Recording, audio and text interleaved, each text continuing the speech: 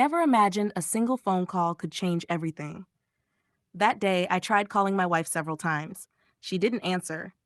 I thought maybe she was busy, but something felt wrong. When I finally heard the click on the line, it wasn't her voice I heard. It was a man. His tone was calm, almost smug, when he said, "She's with me now." For a few seconds, I couldn't breathe. My chest tightened, and I gripped the phone so hard my knuckles turned white. "Where is my wife?" I asked, trying to keep my voice steady. He chuckled. "With me. You don't need to call her anymore. She's not yours now." I wanted to scream.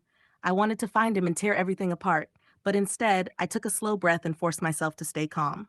"Put her on the phone," I said. "No," he replied coldly. "She doesn't want to talk to you. Move on, man. She's happy with me." Then he hung up. My hands were shaking, but not from fear, from anger and something else, control. He thought he had won, but he had no idea who he was dealing with. I didn't call again. I didn't argue. Instead, I poured myself a drink, sat in my chair, and smiled to myself. Because he didn't know the truth.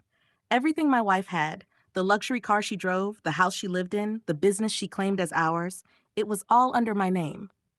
Legally, she owned nothing. And because of the prenuptial agreement she signed before our marriage, if she left me, she would walk away with nothing. No car, no house, no money, nothing. The next morning, I called my lawyer and explained everything. Within hours, the divorce papers were ready, along with legal documents to freeze all joint accounts. Then I did something he never expected. I called his lawyer. When the man answered, I introduced myself politely. "This is James Carter," I said. "I believe your client is involved with my wife." There was a pause on the other end. I could hear papers shuffling. Then I explained everything: the prenuptial agreement, the assets, the potential lawsuit for alienation of affection that could cost his client hundreds of thousands. I spoke calmly, slowly, letting every word sink in. When I finished, there was silence. Then the lawyer said quietly, I think we need to discuss this."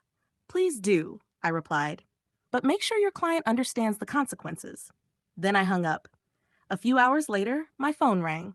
It was him, the man who had stolen my wife. His voice no longer sounded confident. It trembled as he said, "Listen, I think we need to talk." I almost laughed. "No," I said coldly. "We don't need to talk. You need to prepare for what's coming." And then I hung up, feeling a strange sense of peace. I realized something that day.